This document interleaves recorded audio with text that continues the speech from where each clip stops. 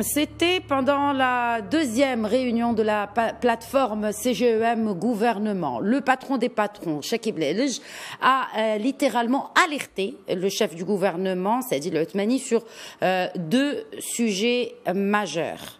Un, la solvabilité des entreprises, et bien sûr deux, et c'est relatif, la sauvegarde de l'emploi.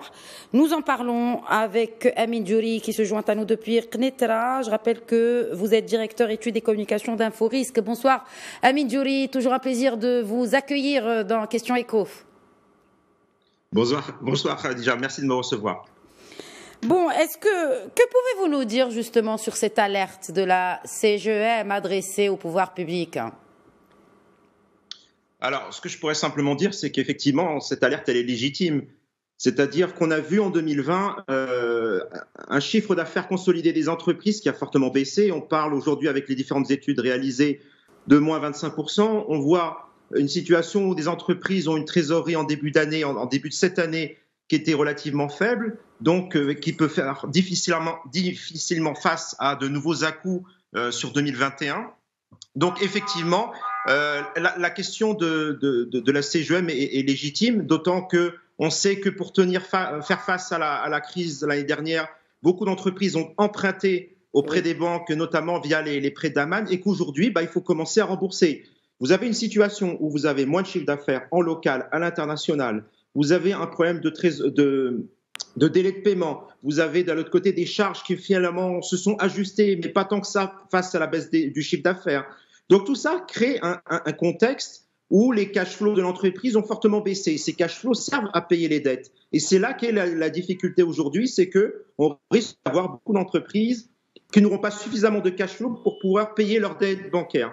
Et je citerai un exemple concret aujourd'hui. Et un très bon article est sorti il y a quelques jours sur un secteur spécifique qui est le transport de personnes, où on voit qu'avant la crise, beaucoup se sont endettés justement pour acheter des véhicules. Avec la crise, arrêt total de l'activité et maintenant des prêts à rembourser, notamment d'Aman. Et on voit que les difficultés sont en train d'arriver puisque les banques qui réclament justement leur remboursement vont en justice pour récupérer leurs véhicules. Et donc on se retrouve avec un secteur et des entreprises d'un secteur donné qui n'ont pas de chiffre d'affaires, qui sont en train de perdre leur principal actif, qui sont les véhicules de transport. Et donc, forcément, ça crée une situation qui est extrêmement difficile. Mais ça, c'est un exemple parmi d'autres. Amin Djouri, justement, c'est un exemple parmi d'autres, mais c'est un exemple aussi qui, s'il démontre d'une chose, parmi d'autres aussi, c'est que le business model même de ce secteur des transports, notamment touristiques, est à revoir.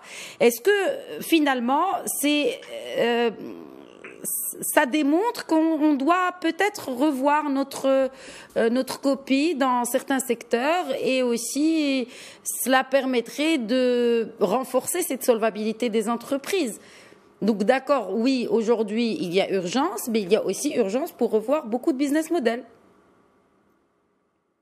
Alors, bien évidemment, mais je pense que ce n'est pas simplement une question de business model. Oui, bien sûr, on peut digitaliser. Alors, si vous prenez l'exemple de la digitalisation, vous pouvez le faire dans certains secteurs d'activité, mais pour l'industrie, pour notamment le transport, très difficile de changer un business model. Aujourd'hui, c'est principalement une question de marché, d'état du marché, de chiffre d'affaires, puisque c'est ça qui fait marcher une entreprise, c'est le chiffre d'affaires. Et aujourd'hui, la situation est telle, la situation sanitaire est telle que on ne sait pas, pour certains secteurs d'activité, notamment le transport, mais aussi l'hôtellerie, la restauration, ça vient à peine de reprendre. Et donc, toutes ces questions sont sur la table aujourd'hui. Alors après, la question du business model, oui, certains secteurs ont plus digitalisé pendant cette période et effectivement, ça leur a permis de faire du chiffre pendant cette crise très difficile. Mais à mon avis, la question n'est pas là.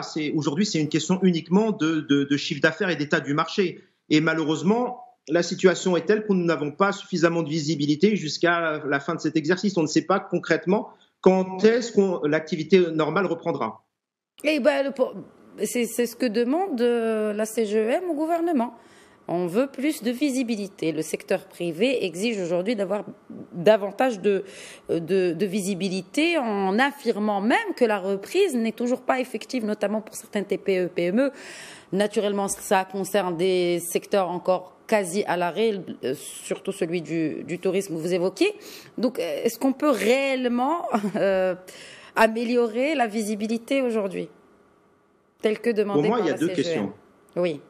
Oui. Pour moi, il y a deux questions. La première, qui est celle de la visibilité par rapport au climat des affaires, mais plus généralement par rapport à l'état du marché, de l'activité des entreprises. Et ça, très peu de gens peuvent y répondre aujourd'hui. Il faudrait être limite voyant pour savoir, puisque nous sommes dépendants d'une situation sanitaire et d'une campagne de vaccination qui avance lentement, mais qui avance quand même.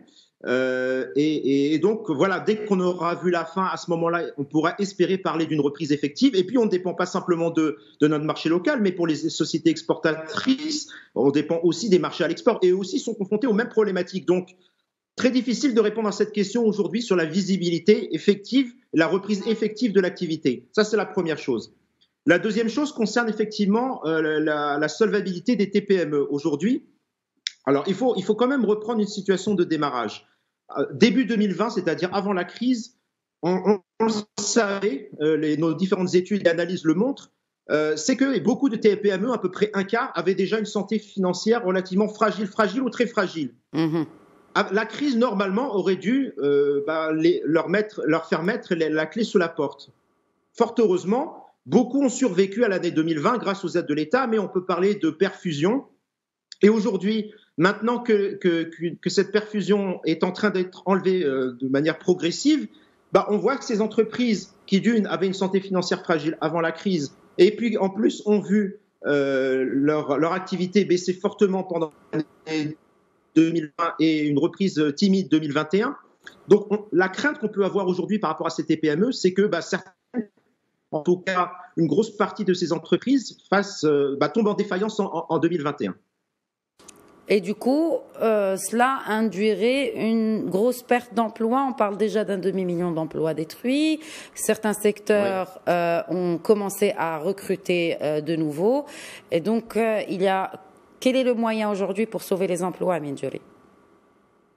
Alors, je serais très nuancé par rapport à cette question des emplois, parce qu'on le sait, la grosse partie des emplois aujourd'hui ne sont pas auprès des TPE, qui représentent quand même 90% de nos entreprises. La grande majorité des emplois se trouvent chez les PME, les grandes PME et les grandes entreprises. Mmh. Et ce sont celles qui, globalement, s'en sortent le mieux.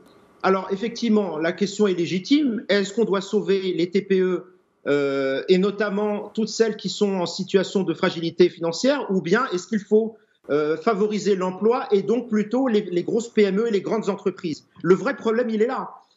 Dans l'absolu, moi, je vous dirais... Maintenant, on a une situation fiscale, budgétaire qui est telle qu'on doit faire des choix. On ne pourra pas sauver tout le monde. Alors, est-ce qu'on doit sauver les TPE ou est-ce qu'on doit sauver l'emploi et dans ce cas, sauver les entreprises qui sont plutôt PME et grandes entreprises? Sauver, c'est un grand terme puisqu'en fait, c'est plutôt favoriser une reprise de l'activité de cette catégorie d'entreprises. Et à mon avis, c'est là qu'est la principale difficulté. On ne pourra pas sauver tout le monde. Je pense que malheureusement, un choix sera fait et ce sera malheureusement, je pense, au détriment des TPE parce qu'effectivement, une grosse partie de ces entreprises, comme je le disais au début de mon intervention, une grosse partie est en difficulté aujourd'hui en termes de situation de structure financière. Donc, il vaut mieux sauver les entreprises qui aujourd'hui sont saines, ont de la trésorerie et ont une possibilité de reprendre leur activité normale dès que la situation sanitaire le permettra. Et c'est plutôt sur celle-là qu'on va plutôt miser. Très bien. On va terminer tout à l'heure, à juste titre d'ailleurs, Khalid Mehli, l'économiste qui était avec nous en première partie de Questions Éco, parlait de risque. Et par rapport à cette question et à ce choix aussi qui se dresse devant les chefs d'entreprise, faut-il investir davantage, faut-il recruter? Est-ce qu'aujourd'hui, avec ces signaux de reprise, notamment à l'international, mais aussi au niveau national, on peut parler d'un risque amoindri ou finalement, quel que soit le niveau du risque, eh bien, on reste quand même prudent? Non, alors si on regarde la situation aujourd'hui et qu'on la compare à l'année dernière, bien évidemment, oui, on voit des signaux de reprise. Maintenant, cette reprise, elle n'est pas complètement effective pour les entreprises, et notamment certaines entreprises de certains secteurs d'activité. Je parlerai par exemple de la restauration, où on voit bien que les restaurants ont réouvert depuis quelques jours, mais ont dû fermer pendant une période cruciale pour elles en termes de chiffre d'affaires, qui était la période de Ramadan. On voit que certains secteurs comme l'hôtellerie aujourd'hui essayent de faire le plein avec du tourisme local au détriment de ce tourisme international qui peine à revenir à cause de la situation sanitaire. Donc on a effectivement, en termes d'état de la conjoncture, des signaux qui sont plutôt positifs. Maintenant, il est très difficile effectivement de dire clairement quel sera l'état des risques pour les prochains mois, et notamment pour cette clôture d'exercice 2021. Ce qu'on peut dire simplement aujourd'hui, c'est que nous savons qu'en termes d'emploi, l'année dernière, en tout cas celles qui ont été interrogées, une grosse partie des entreprises les plus fragiles, notamment les TPME, ont dû licencier justement à cause de cette situation Covid et de leur situation structurelle difficile, et qu'une grosse partie de ces entreprises en difficulté l'année dernière vont probablement continuer de licencier cette année. Ça, c'est les différentes enquêtes qui ont été réalisées qui le font remonter. Donc, on n'est pas encore dans une situation de stabilité au niveau de l'emploi. Alors, évidemment, en termes d'investissement, le choix a été fait à travers le fonds Mohamed VI d'investir dans les entreprises en leur apportant des fonds propres. Évidemment, cet argent servira, je pense, très certainement aux grosses PME et aux grandes entreprises. Ce sont elles justement qui investissent, ce sont elles qui emploient, ce sont elles qui recrutent. Et donc je pense que c'est ce choix-là qu'il faut. Je trouve que ce choix effectivement est judicieux et important. Il faut effectivement favoriser l'emploi et donc aider ces PME, ces grandes entreprises. Alors je sais que c'est paradoxal de dire ça. Je le sais très bien. Ce sont les TPE aujourd'hui qui souffrent le plus et qui ont le besoin le plus d'être aidés. Mais quand on a des choix à faire et qu'on doit effectivement un volume d'entreprises qui est la plus grande, la TPE, ou bien favoriser l'investissement et l'emploi. Moi, je ne suis pas politique et j'aimerais pas être politique parce que ce choix est extrêmement difficile à faire. Absolument, et notamment en année électorale. Amine Diouri, merci beaucoup. Je rappelle que vous êtes directeur études et communications d'Inforisque. Merci d'avoir été avec nous ce soir. Merci à vous, merci pour l'invitation. Voilà, c'est la fin de Question Écho. Très bonne soirée.